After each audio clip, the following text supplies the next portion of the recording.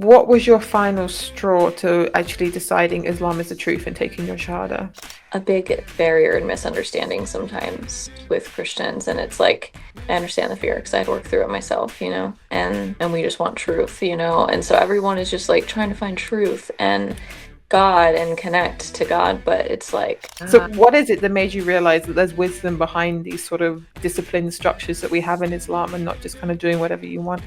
everyone wants to just blame the guy. Well, just don't look. Well, just don't look. And it's like, Yeah. how many times have I heard a woman say, like, oh my gosh, like I'm checking her out because she looks so good, or like, We don't say that women have to completely get rid of their beauty. What we say is that that beauty should be put into places where it's loved and appreciated, not with random people. you are fully aware that a lot of your skin is showing, and it brings so much self-awareness to your body rather than like reality in the present moment and what's really going on.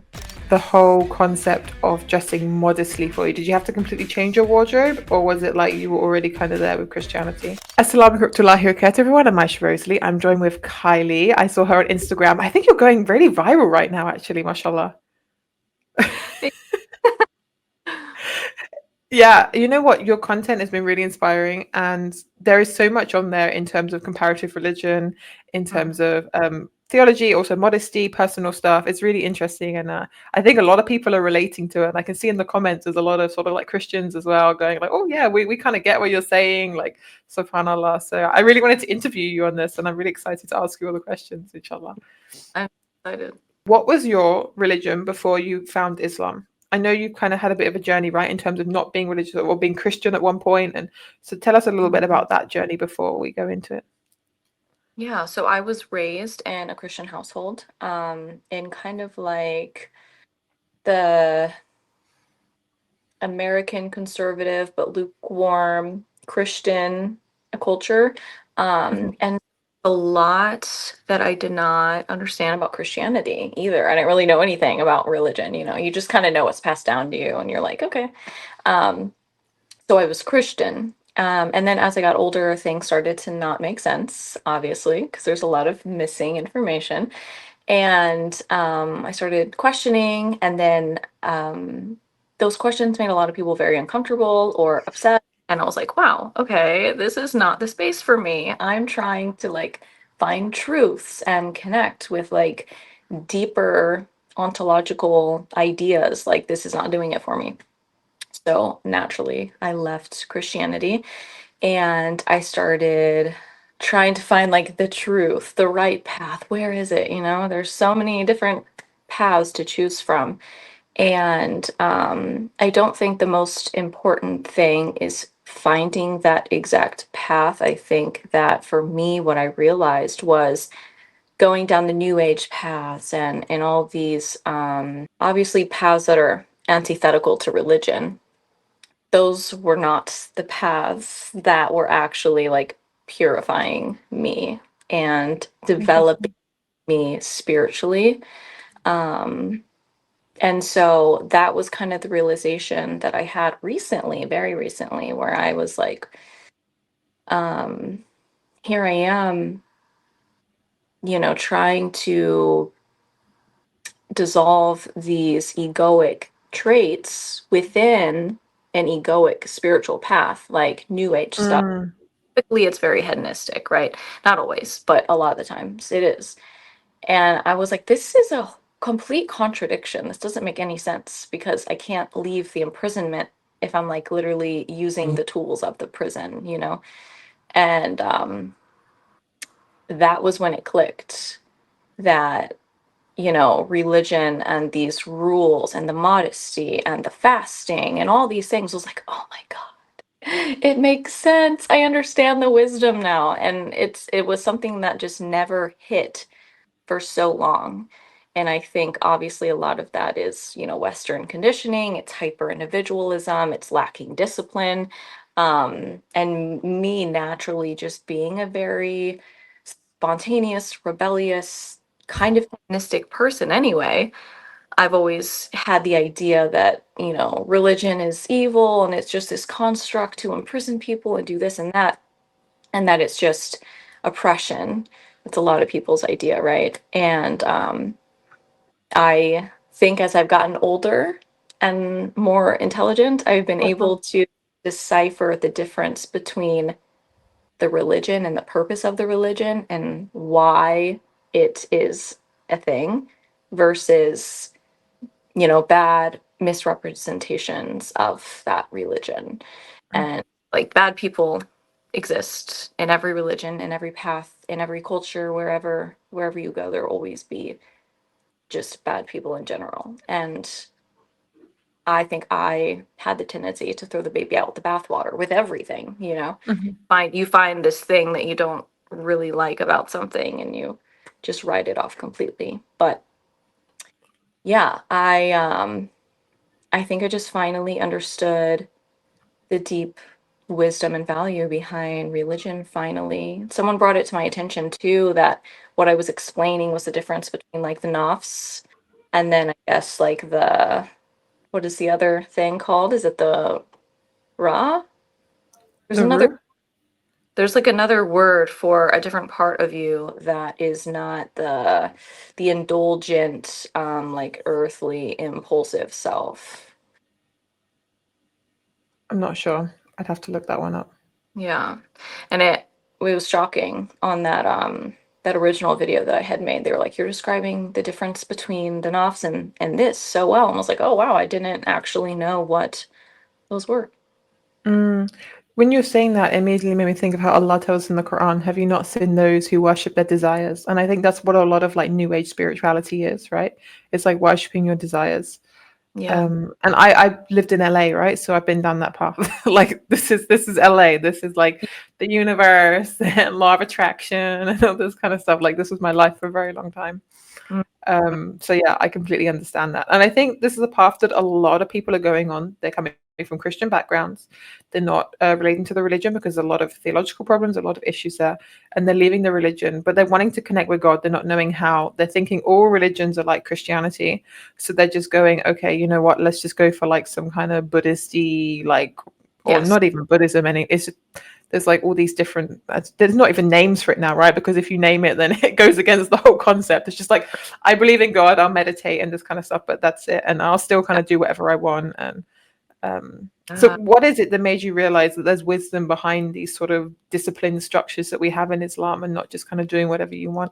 I think there's a lot of different things that contributed to that. Like for one, I think kind of putting my foot in the door with certain things that had to do with Islamic practices, and then also really taking in the way I see other people conceiving of reality and their suffering and how they get through it and what it does for them on a soul level, and realizing like, okay, this there's something really deep and rich here that I don't understand, and it's working. Like it's doing things for people, it's impacting them, it's purifying them, it's transforming them, it's keeping them accountable, it's keeping them on the path, right? And that's something that I felt like Christianity lacked, at least where I live. I live in the United States. The face of Christianity here is evangelicalism, it's fundamentalism, it's not orthodox. So maybe, in countries where orthodox is prevalent, that is making a better contribution to them. But the Christianity that's practiced here, it doesn't provide that for people. Everyone is still very much just at the whims of whatever the world is like dragging them through. Interesting. So let's go on to Christianity then. Yeah. So, subhanallah. With Christianity, what were sort of like the main issues for you? Mm. So the Trinity for one. Um, the penal substitution theory, like the fact that God needed to sacrifice himself to atone for the wrath. And uh, I think that God is far more powerful than needing that. Then original sin with, because I just felt that that did not fit the way that I intuitively felt about humankind. And so those three things I really struggled with. And that alone set me apart from mainstream Christianity. I was labeled because I was still like trying to assert myself into Christianity with not having those beliefs.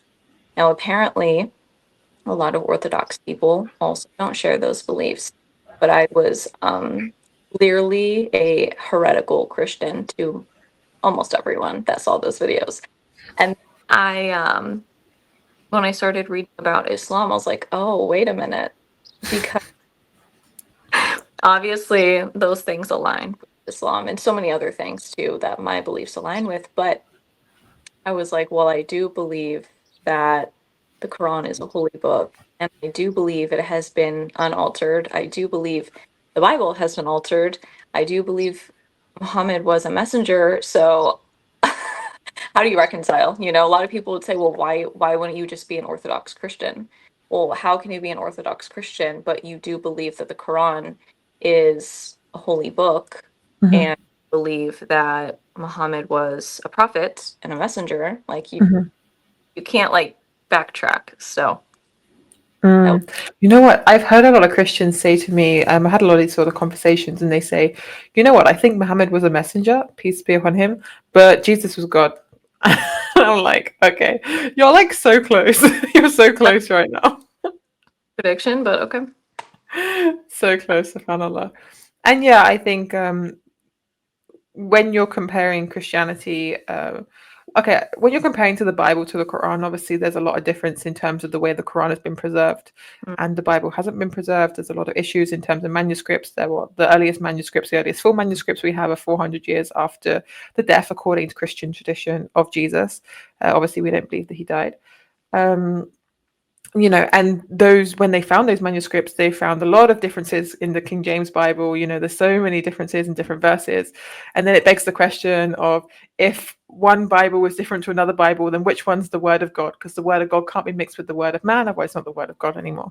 And then which is the word of God, what's not? And then there's so many confusing things. And then you made a reel about Paul as well recently. What about Paul? Let's have a discussion about that. What did you find about Paul? About, oh my gosh, Paul. Yeah. So the whole idea that Jesus was God came from Paul's, vision, his revelation that he had. And then he said, oh, you guys, like, this is the situation, like a trust me, bro moment, right? Because all of the apostles that actually walked with Jesus, they didn't believe that Jesus was God. They were still Jewish. And they obviously, you can call them early Christians, of course, but they didn't hold the idea that Jesus was God. And there was a lot of disagreement amongst the apostles and Paul. And what I found to be remarkable was that Paul was persecuting early Christians, literally unaliving people for Yeah. being Christian. And so then he comes in and hijacks the Christian movement. I believe that he created a psyop. That's my theory. I think it was intentional, and I think that it was to divert the Christians and mislead them. Because now you have salvation through faith alone, which I feel like any spiritually intuitive person would say that that's absurd. You can't have faith alone and no works and expect your spirit to be purified. You know, that obviously groups in your intentions, your words, your thoughts, your actions, like all of these things. You have to have like a pure heart, to have that real deep spiritual transformation. And so there's a book, it's called The Biggest History of Christianity. And the biggest lie is that a lot of Christians believe holiness is not attainable. And so they don't even try. And then you have the original sin theory that also compounds this. And they're like, oh, I'm born a sinner and I'll never be good enough and I'm never worthy. I'm so this, I'm so that. And so it actually, I've seen this happen firsthand with so many people. They just self-sabotage and they'll sin and sin and sin and do like just horrible, shameful things. I'm like, oh, well, I can ask for forgiveness, so it doesn't really matter. And I believe Jesus is God, so I'm fine. I'm safe. And it's just, yeah, it's a cop out. It's interesting because I saw a video of a Christian preacher, and he was speaking to a Muslim hijabi, and he said to her like, "Oh, you should become Christian because all you have to do is believe in Jesus, and you'll be saved. You can do like whatever you want." And she was like, "Oh, that's really cool." And I was like, "No, where's the justice? Like, there's no justice. You could be a raper and a murderer, and you could just cause corruption on the land and kill everyone, and you're gonna go to heaven. Like, what? What's the point? Like, what's the point?" Yeah. Subhanallah. And I feel like if you look at Judaism and Christianity, both take it too far. Judaism, they believe you have to be born a Jew in order to go to heaven. And then Mhm. Christians say you just have to believe and you go to heaven, whereas Islam says, no, you actually have to do good. Like, you actually have to do something good in the world. Within the Abrahamic tradition, like it's recalibrated and it still holds like the best thing from both sides, you know?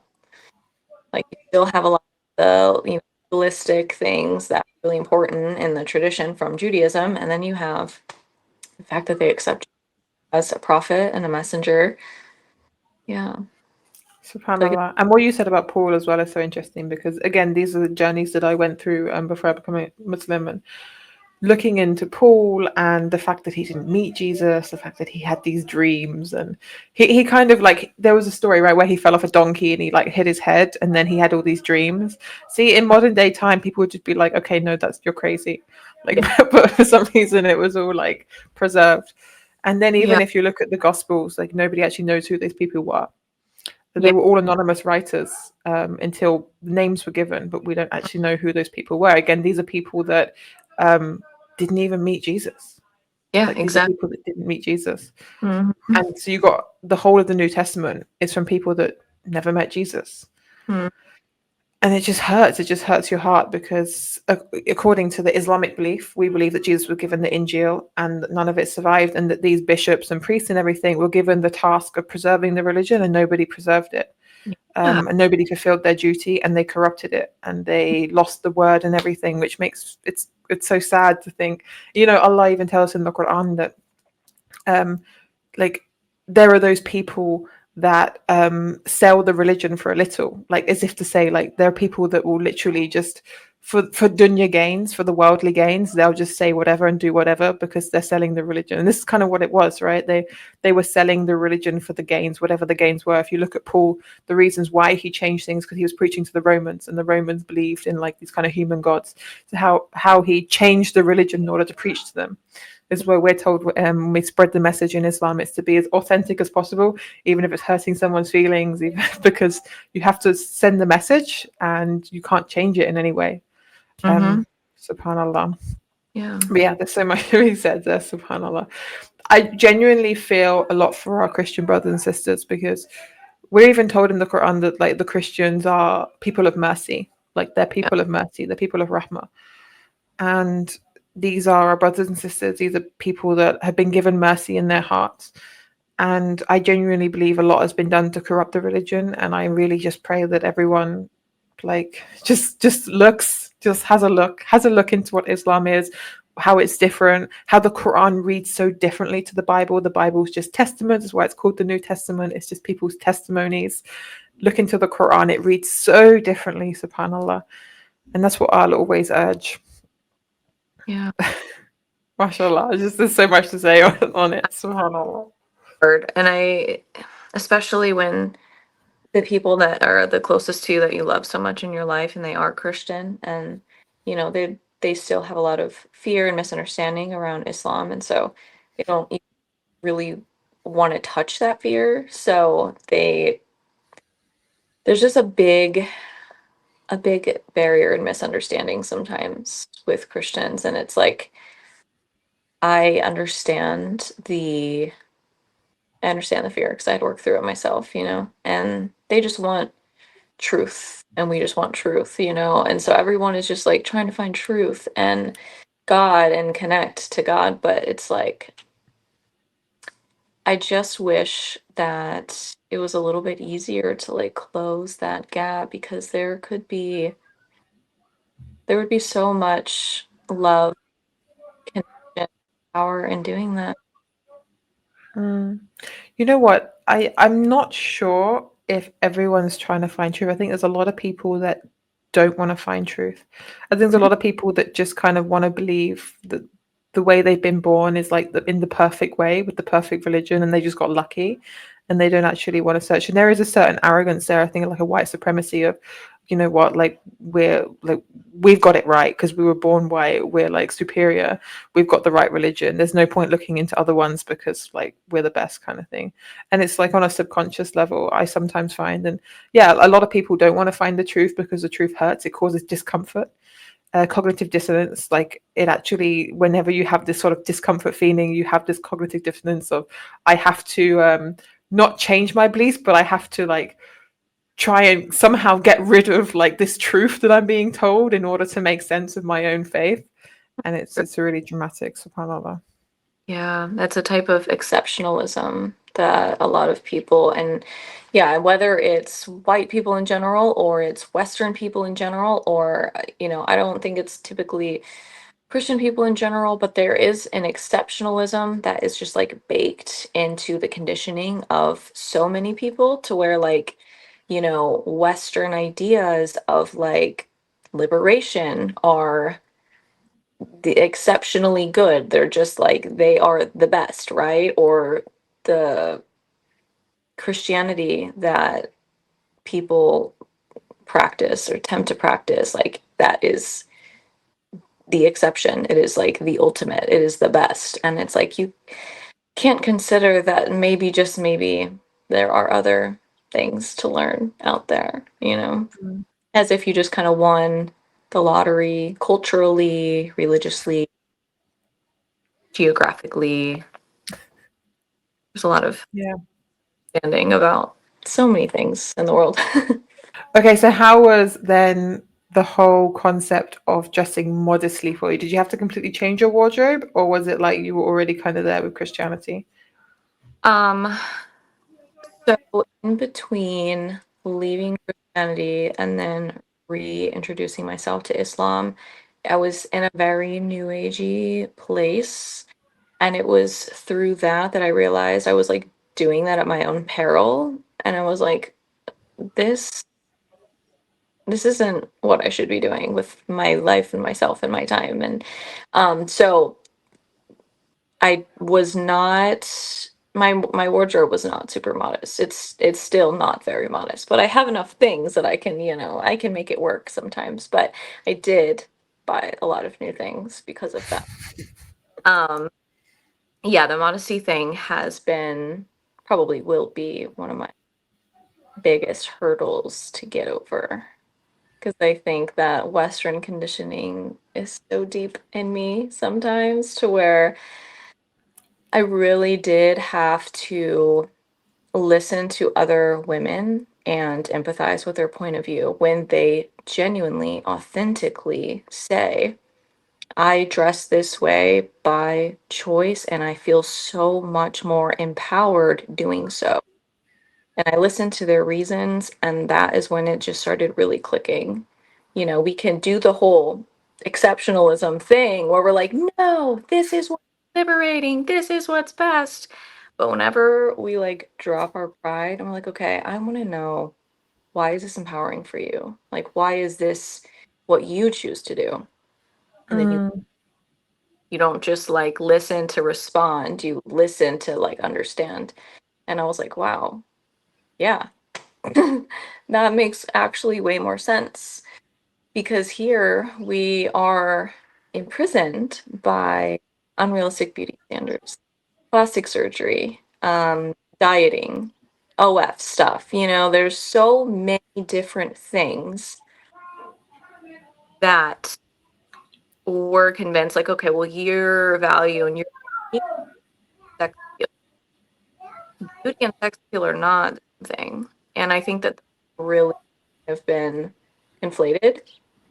And so whenever we see women covering up a lot, it's like, oh, well, she's less healing or rack, like for women to, for one, change their point of view, and two, accept the idea of like beauty. But it's like, well, what is your idea of beauty? you know? Mm. Mm. And then it changes your idea of how you feel beautiful. And so that was something that I really struggled with. And I've always been a very like, don't tell me what to do type of person. And so learning about a religion where, there are obligations. And so that was something where I was like, okay, it has to be a choice. So I'm gonna like really listen on why and how these people are doing these things. Why is it working for them? Why do they feel so happy and stable and strong and connected to God? Like so that was a whole part of it where I do believe that part of the point of denying yourself and denying these like animal impulses of like Mhm. wanting to feel and look super sexy and all of this all the time, and enjoying like subtleties in certain types of attention, and it's like that is part of the problem on so many levels. Like there's so many layers to that as to why it's an issue. The over sexualization of culture in general, like sex sells everything here. So it's a toxic poison. The porn is the biggest in the world. So, and it's just like that foot in the door is what leads to all these other things. It's Mhm. no very fast because, humans lack impulse. Mhm. So it used to be in history, like the noble women used to cover up, and now it's kind of like it's gone like really the opposite direction. And I think the statistics show that it's not working for us. Statistics show that depression's going up, suicide's going up. This kind of lifestyle we're living isn't working for us. Now, obviously, it could be lots of different things, but I do genuinely believe that this over sexualization of women is causing women a lot of problems in terms of exactly what you mentioned, in terms of obsessing over beauty, plastic surgery, all this kind of stuff. And you mentioned in one of your reels about how the feminists will like really glorify like these kind of OnlyFans people, and it's so true because it's like in order to show that you're like so accepting, you're gonna like glorify these people, but at the end of the day, like they're really damaging themselves, and Mm, we should be, if we like really care for our sisters, we should try and give them sincere advice and not just be like, yeah, you go girl, like you just do No, you just do that thing. Like we should be like, okay, let's bring a little bit of respect back to ourselves, because I know genuinely the way I used to dress, it wasn't, it wasn't, it didn't make me feel good.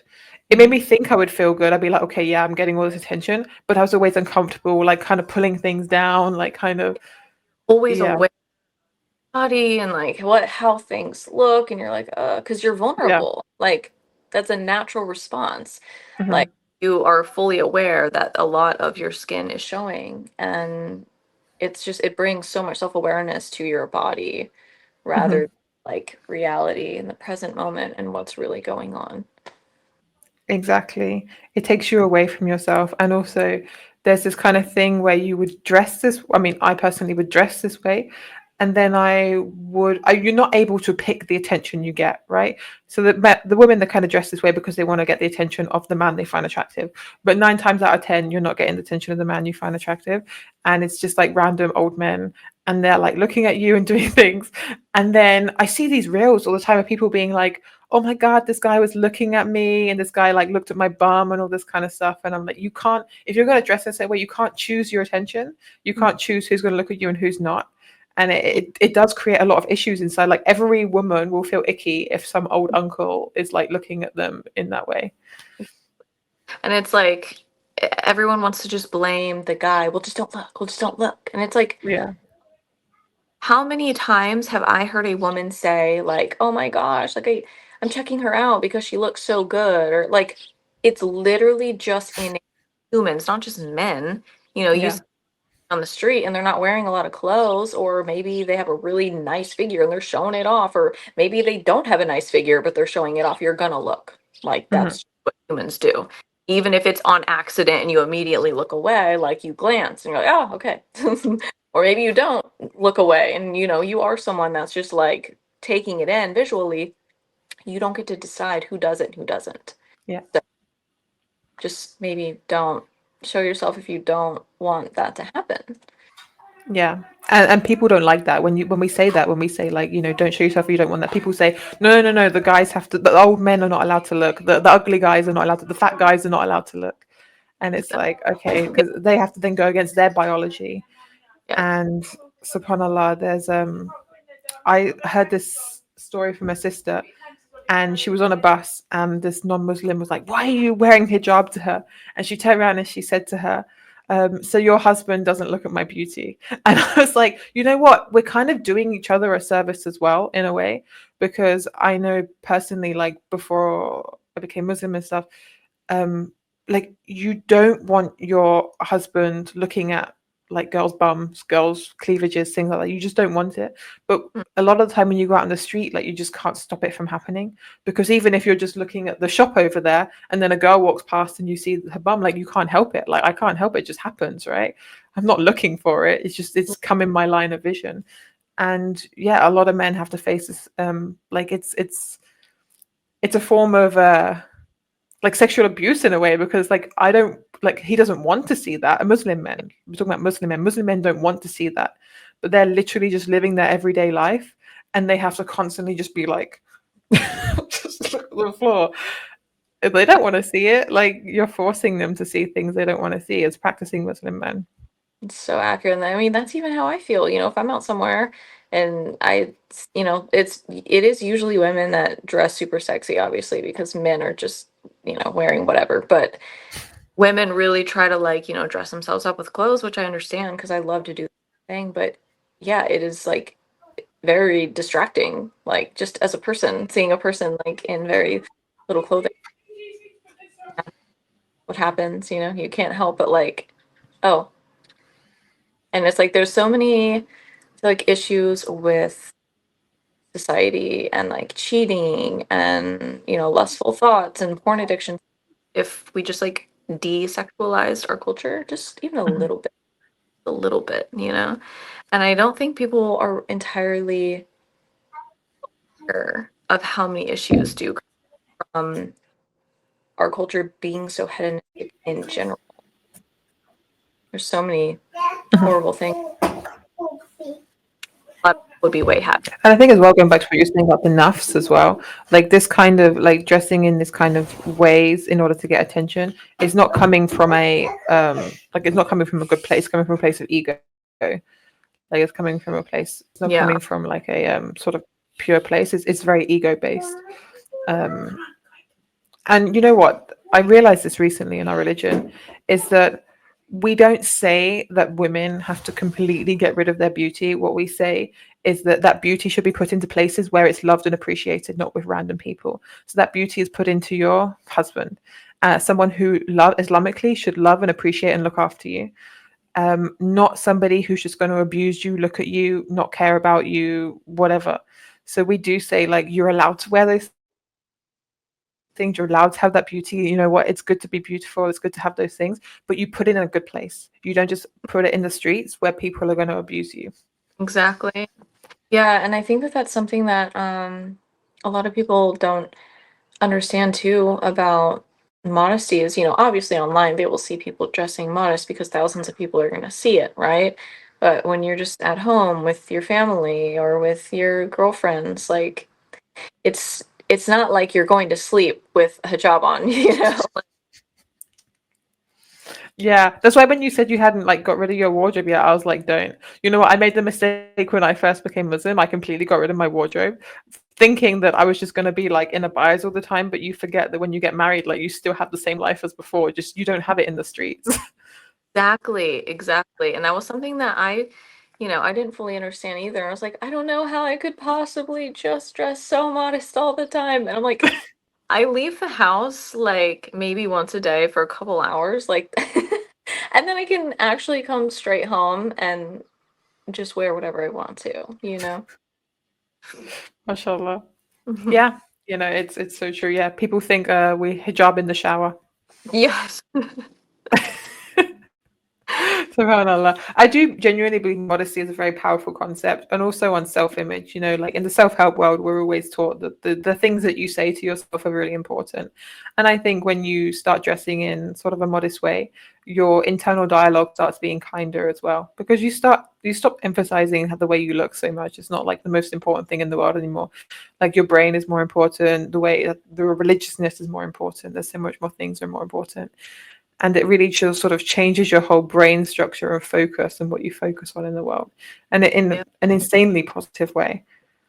Yeah, it's definitely changed my internal monologue about myself, like you said, where it feels like